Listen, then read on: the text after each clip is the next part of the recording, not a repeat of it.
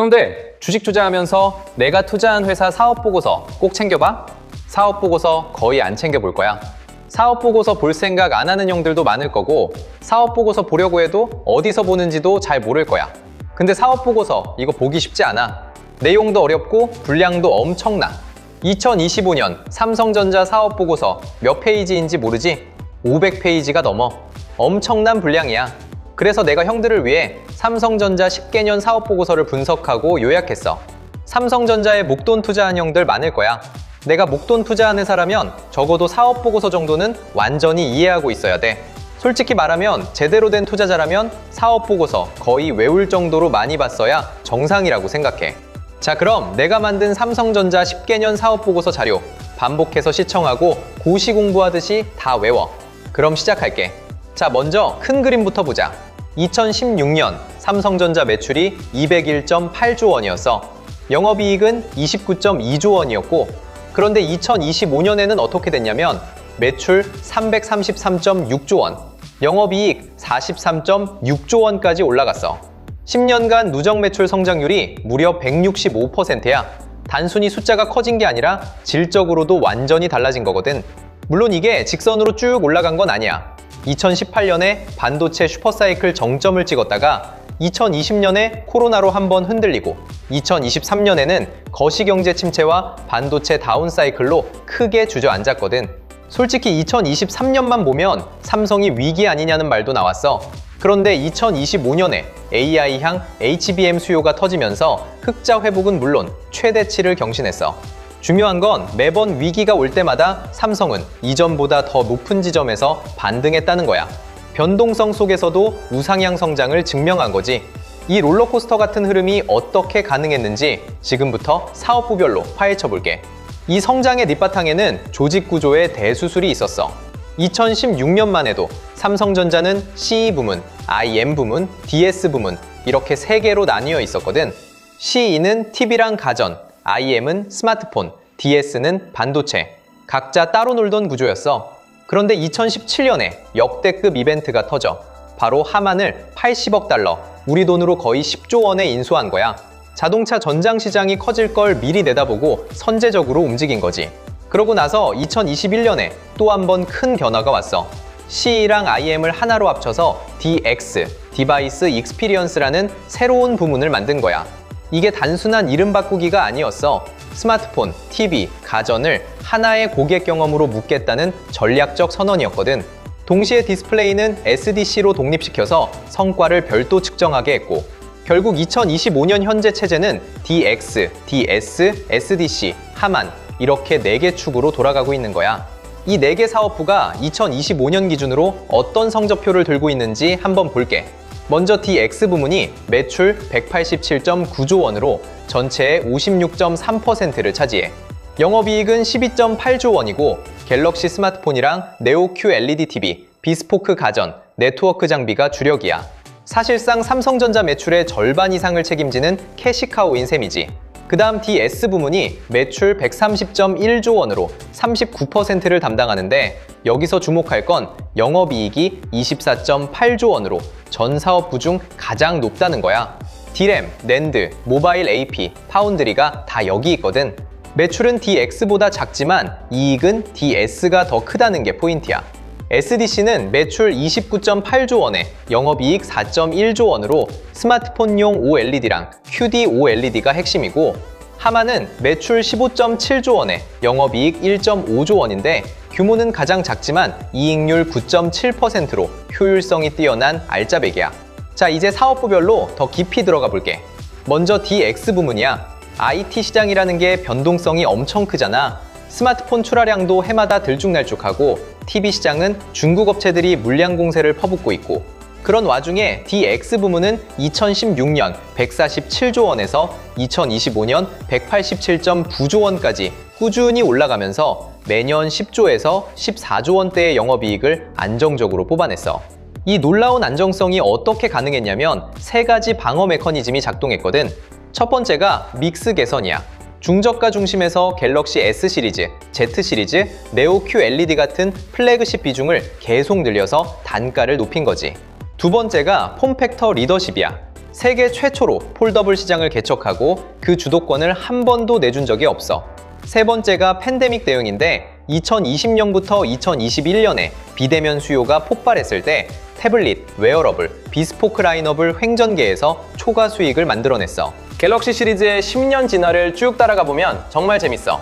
2016년부터 2018년까지는 S7에서 S9 시대였는데 방수 방진, 베젤리스 인피니티 디스플레이, 생체인식 보편화 같은 혁신이 이 시기에 집중됐어. 특히 2016년에 노트 7 배터리 발화 사태가 터졌는데 오히려 이걸 계기로 다중 안전 설계를 도입하면서 위기를 기회로 바꿨지. 2019년에서 2020년에는 역사적인 전환점이 왔어. 갤럭시 폴드가 처음 등장하고 Z 플립으로 폼팩터 다변화가 시작된 거야. 세계 최초 5G 스마트폰인 SC5G도 이때 나왔고, 그 다음 2021년부터 2023년은 Z 폴드랑 Z 플립이 대중화되면서 노트 시리즈를 S22 울트라에 통합하고 2억 화소 카메라 센서까지 탑재한 시기야. 그리고 2024년에서 2025년, 지금은 완전히 갤럭시 AI 시대야.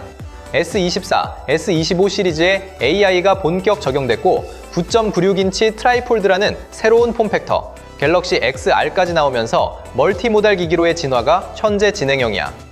모바일만 있는 게 아니야. TV 쪽을 보면 삼성전자가 무려 16년 이상 세계 시장 점유율 1위를 유지하고 있거든? 이게 얼마나 대단한 건지 생각해봐. 16년이면 거의 한 세대야. QLED에서 네오 QLED, 그리고 마이크로 LED까지 초고화질과 초대형 프리미엄 시장을 선도해왔고, 더 프레임이나 더 세로 같은 라이프스타일 TV로 아예 새로운 카테고리를 만들어버렸어.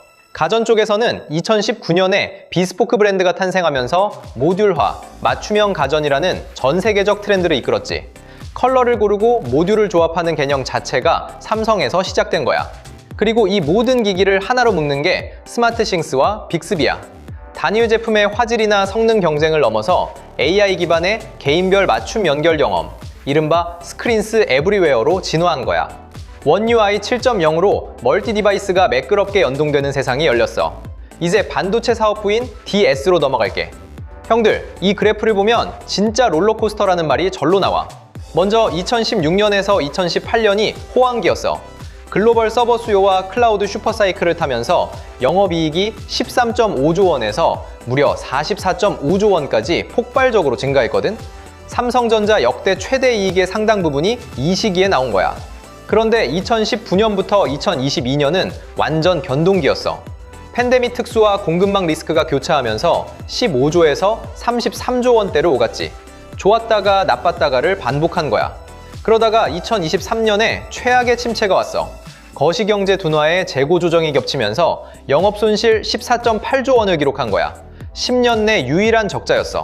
이때 삼성 끝났다는 얘기도 꽤 나왔잖아. 그런데 여기서 끝이 아니었어.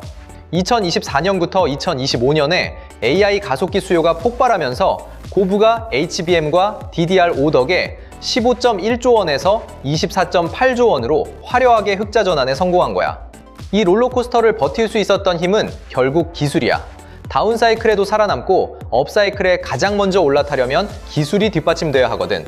경쟁사들은 불황이 오면 투자를 줄이는데 삼성은 오히려 불황일 때 더 과감하게 기술에 베팅하는 전략을 써왔어. D램 쪽을 보면 2016년에 10나노급 세계 최초 양산을 시작했고 2020년에는 또 세계 최초로 이 UV 공정을 양산에 적용했어. 2025년 현재는 현존 최대 용량인 32GB DDR5와 10나노급 6세대까지 와있지. V낸드도 마찬가지야. 3D 구조 혁신에서 출발해서 1TB 8세대를 거쳐 2024년에는 업계 최초로 9세대 V낸드 양산을 달성했어. AI 학습에 최적화된 KVSSD 수요에도 발빠르게 대응하고 있고, 그리고 지금 가장 뜨거운 게 HBM이야. HBM2에서 시작해서 초고성능 HBM3E, 이름도 멋진 샤인볼트를 양산했고 2025년에는 기존 성능 한계를 넘어서는 HBM4의 적기 공급 확대까지 추진 중이야. 결국 초미세 공정의 한계 돌파와 고대역폭 메모리 혁신이 AI 시대의 핵심 병목을 풀어낸 거야. 비메모리 쪽도 빼놓을 수 없어. 파운드리 사업은 2016년 14나노 공정 확대에서 출발했는데 2022년에 세계 최초로 3나노 GAA, 게이트 올 어라운드 공정 양산에 성공했어. 기존 핀팻 구조의 물리적 한계를 돌파한 차세대 트랜지스터 기술인데 이걸 삼성이 세계 최초로 상용화한 거야. 파운드리 판도를 바꿀 수 있는 기술적 이정표였지. 2025년에는 여기서 한 단계 더 나아가 2나노 GAA 공정 기반의 최첨단 칩 생산에 돌입했고 iCUBE4 같은 2.5D 패키징 기술로 고성능 칩 통합 생태계를 더 강화하고 있어. 시스템 LSI 쪽에서는 2억 화소 초고화소 이미지 센서 아이소셀로 확고한 리더십을 구축했고 최첨단 모바일 AP인 엑시노스 2600과 웨어러블 전용 칩 W1000도 출시했어.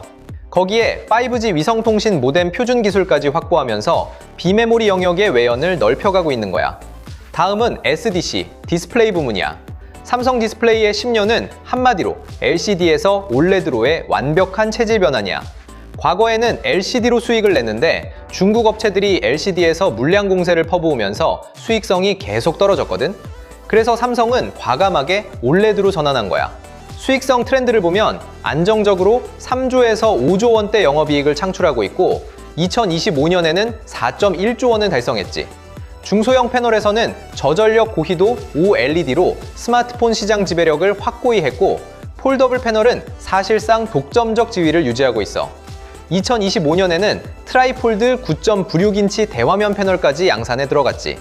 대형 패널에서는 QD 디스플레이 중심으로 게이밍 모니터와 하이엔드 TV용 프리 원료를 공급하면서 세계 최초 500Hz QD55 LED까지 개발했어.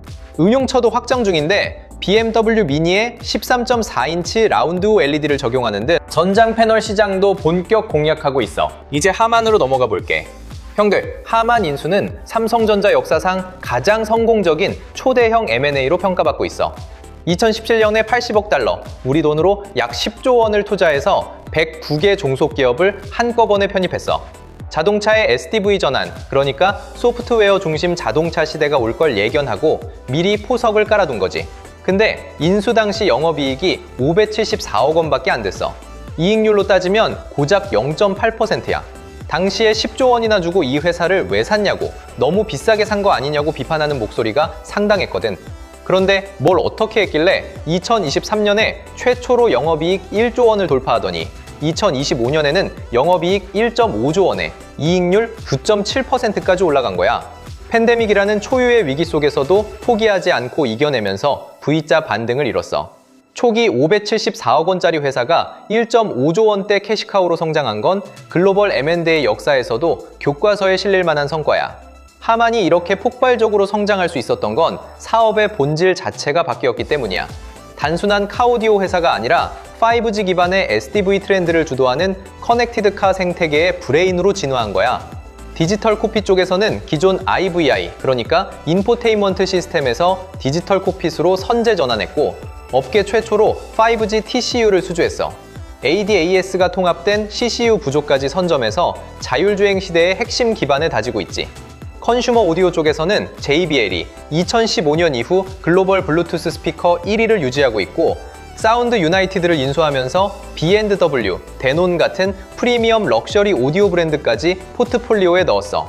그리고 무엇보다 핵심은 삼성의 모바일 기술이랑 디스플레이 기술을 하만과 융합해서 전장 부품 시장에서 독보적인 소프트웨어 시너지를 만들어냈다는 거야. 잠깐, 여기서 시장 환경을 한번 짚고 넘어가자. 삼성전자 주력 제품들의 가격 트렌드를 10년간 쫓아가 보면 정말 흥미로운 패턴이 보여. TV와 디스플레이 패널은 중국 업체들의 공격적 캐파 증설과 가격 경쟁 심화 때문에 10년 전반에 걸쳐 하향 안정화 추세야.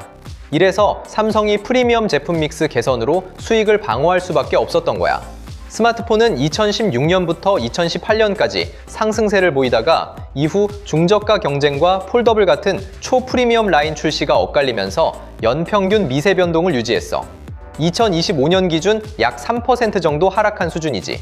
그리고 가장 변동폭이 극단적인 게 역시 메모리 반도체야.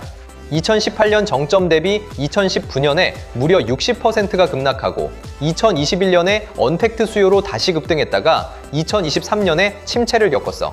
그러다 2025년에는 AI향 HBM 수요 덕분에 단가가 14%나 상승한 거야. 삼성전자가 지난 10년간 마주한 대형 위기는 크게 3번이었어.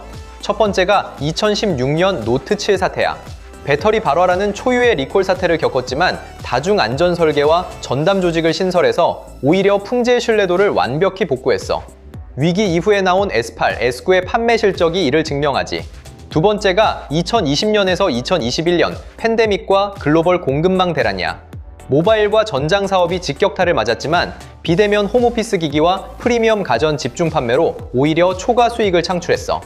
에릭슨이나 노키아 같은 글로벌 기업들과 상호 특허 라이선스를 적극 체결해서 통신 분쟁 리스크도 사전에 해소했지. 세 번째가 2023년 거시 침체와 메모리 적자야. 최악의 반도체 불황 속에서도 차세대 HBM과 선단 파운드리 연구개발 비용을 절대 삭감하지 않았어. 뚝심 있게 투자를 유지한 결과 2024년에서 2025년에 HBM과 DDR5 흑자 사이클에 가장 먼저, 가장 완벽하게 탑승할 수 있었던 거야. 형들, 여기서 정말 소름 돋는 숫자가 나와. 바로 삼성전자의 R&D 투자 규모야. 2016년에 14.7조 원이었던 연간 R&D 지출이 2025년에는 37.7조 원까지 폭증했어. 10년간 무려 2.5배가 늘어난 거야. 매출 대비 비중으로 보면 더 놀라운데 2016년에 7.3%였던 게 2025년에는 11.3%까지 올라갔어. 매출이 커지는 것보다 R&D 투자가 더 빠르게 커지고 있다는 뜻이야. 위기 속에서도 멈추지 않은 집념이지. 이 돈이 어디로 가고 있냐면 차세대 AI 칩셋, 2나노 선단 공정, 6세대 D램, 갤럭시 AI 모델 고도화, 그리고 트라이폴드 같은 투폴딩 폼팩터 등 선행 핵심 기술에 집중되고 있어. 이게 바로 기술 투자 스노우볼 효과야. 굴러갈수록 점점 더 커지는 눈덩이처럼 R&D에서 한번 벌어진 격차는 시간이 갈수록 경쟁사가 따라잡기 더 어려워지는 거지. 이 엄청난 R&D 투자가 한국에서만 이루어지는 게 아니야. 삼성전자는 3계층 연구개발 체제를 운영하고 있어. 첫 번째 층은 각 사업부 개발팀으로 1년에서 2년 내 상용화할 기술을 담당해. 지금 당장 제품에 넣을 기술들이지. 두 번째 층은 삼성 리서치나 반도체 연구소 같은 부문 연구소로 3년에서 5년 뒤를 내다보는 중장기 기술을 개발하고 있어. 세 번째 층이 가장 중요한데 SAIT 종합기술원이야. 여기서는 5년, 10년 후의 미래를 좌우할 핵심 선행 요소 기술을 연구하고 있어. 이 3단계 파이프라인이 끊기지 않고 돌아가기 때문에 단기 실적이 흔들려도 기술 경쟁력은 계속 쌓이는 거지. 그리고 이 연구 거점들이 전 세계에 흩어져 있어. 미국 SRA, 영국, 러시아, 일본, 북경, 벵갈루루, 이스라엘까지. 전 세계 주요 기술 허브를 연결하면서 시차를 활용해 24시간 잠들지 않는 R&D 생태계를 가동하고 있는 거야. 한국이 밤이면 미국이 낮이고 미국이 밤이면 인도가 낮이잖아. 이 글로벌 넥서스가 삼성 기술 경쟁력의 숨은 엔진인 셈이지. R&D에 이렇게 돈을 쏟아부은 결과물은 어디에 나타나냐면 바로 특허야. 2016년에 세계 특허 누적량이 11만 1,145건이었는데 2025년에는 무려 28만 1,857건을 돌파했어. 10년 사이에 17만 건 넘게 새로 쌓은 거지. 미국 특허 취득 순위에서 압도적 최상위권을 10년 연속 유지하고 있고, 근데 이 특허들이 서랍 속에 잠자고 있는 게 아니야. 글로벌 탑티어들과의 크로스 라이선스 생태계가 촘촘하게 구축돼 있거든. 구글과는 2014년부터 연구 라이선스를 맺었고, 에릭슨과는 2021년과 2022년 두 차례, 퀄컴, 화웨이와는 2022년에, 노키아와는 2023년에 상호 특허 라이선스를 체결했어. 이걸 통해서 모바일과 5G, NTN 통신 분야의 분쟁 리스크를 원천 차단하고 사업 자유도, 이른바 Freedom to Operate를 극대화한 거야. 28만 건 넘는 특허가 만들어낸 거대한 방어막이자 동시에 공격무기인 셈이지. 자, 이제 오늘 영상에서 가장 중요한 부분이야. 이 4개 사업부가 왜 따로 놀지 않고 하나의 거대한 수렴을 이루는지 말이야. 중심에 있는 건 코어 AI 컨버전스 에코시스템, 핵심 AI 융합 생태계야. DX는 갤럭시 AI와 원 UI 7.0으로 멀티모달 기반의 사용자와 세상을 잇는 최전방 AI 디바이스 경험을 제공해. 형들이 매일 쓰는 갤럭시 스마트폰이 바로 이 생태계의 접점인 거야. DS는 AI 구동의 필수 혈관이야. 압도적 성능의 HBM4, 고용량 DDR5, 그리고 이 나노지 AA 기반의 AI 전용 가속기를 생산하는 기지지. SDC는 배터리 소모를 극도로 줄여서 AI 온디바이스 기기의 지속력을 높이는 초저전력 고희도 OLED 디스플레이를 만들어. AI가 기기 위에서 돌아가려면 디스플레이 전력 효율이 핵심이거든. 하마는 차량 탑승자에게 AI 비서와 SDV 환경을 매끄럽게 제공하는 디지털 콕핏 솔루션을 담당하고 전례 없는 초연결 AI 하드웨어, 소프트웨어 생태계가 완성된 거야. 이걸 2016년과 2025년으로 나란히 놓고 비교하면 패러다임 시프트가 얼마나 극적인지 확실히 보여. 2016년에는 CE-IMDS가 파편화돼 있었고 갤럭시 S7로 폼팩터 경쟁을 하던 시절이었어. 단일 기기 중심으로 화질이 좋다, 성능이 빠르다 이런 마케팅이 주류였고 메모리 반도체는 미세 공정 위주의 순수 기술 경쟁이었지. 매출 201조 원 시대. 그런데 2025년을 보면 완전히 다른 회사가 돼 있어. DX로 고객 경험이 일원화됐고 갤럭시 AI가 탑재된 트라이폴드와 XR 같은 멀티모달 기기들이 쏟아져 나왔어. 스마트싱스 에코시스템이 집안의 모든 기기를 연결하면서 일상을 지배하기 시작했고 AI 연산을 뒷받침하는 HBM과 선단 파운드리의 글로벌 리더로 자리매김했지. 매출 333조 원. 개별 제품을 만들어 파는 하드웨어 기업에서 초지능 시대의 AI 통합 솔루션 프로바이더로 완벽히 탈바꿈한 거야. 형들, 앞으로 다가올 미래는 절대 녹록지 않아. 2026년 이후 글로벌 무역 장벽이 더 높아지고 있고 환율과 금리 변동성은 여전하고 AI 시장 주도권을 둘러싼 쟁탈전은 전례 없는 수준이야. 불확실성 한가운데에 서 있는 거지. 하지만 오늘 봤듯이 지난 10년간의 데이터가 증명하는 게 있어. 삼성의 해답은 언제나 시장의 예측을 뛰어넘는 R&D와 초격차 기술에 있었다는 거야. 브랜드 가치 세계 5위에 1000억 달러를 돌파했고 역대 최대 규모의 R&D 스노우볼이 앞으로의 10년 성장을 이미 예약하고 있어. 오직 압도적 기술 혁신 하나로 흔들림 없이 정면 돌파하겠다는 거지. 오늘 영상이 형들한테 도움이 됐다면 구독이랑 좋아요 꼭 한번 눌러줘. 형들의 투자 판단에 조금이라도 보탬이 됐으면 좋겠다. 다음 영상에서 더 알짜배기 분석으로 돌아올게. 그때까지 건강하게 잘 지내.